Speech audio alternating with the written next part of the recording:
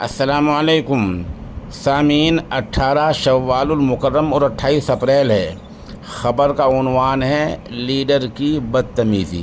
ये वीडियो आप देखें, ये राजस्थान का बताया जा रहा है और आप अंदाज़ा लगा सकते हैं कि लीडर किस पार्टी का हो सकता है और किस तरह चुनाव में मुदाखलत कर रहा है और वोटिंग के दिन किस तरह धमका रहा है।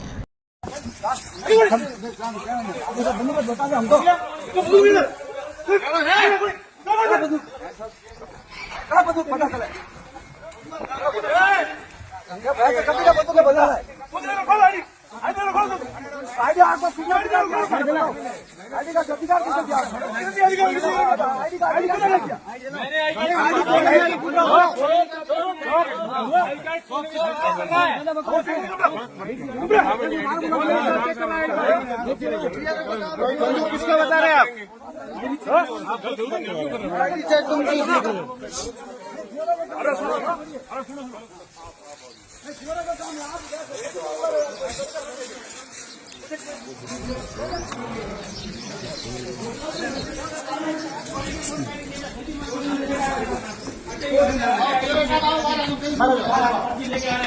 बाहर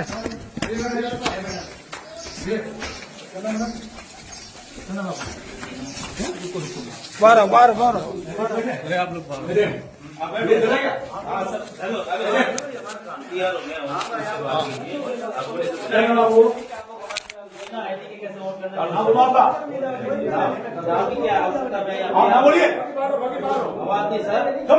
क्या बोल रहे हो? इतना बदतमीजी कर रहे हो? क्या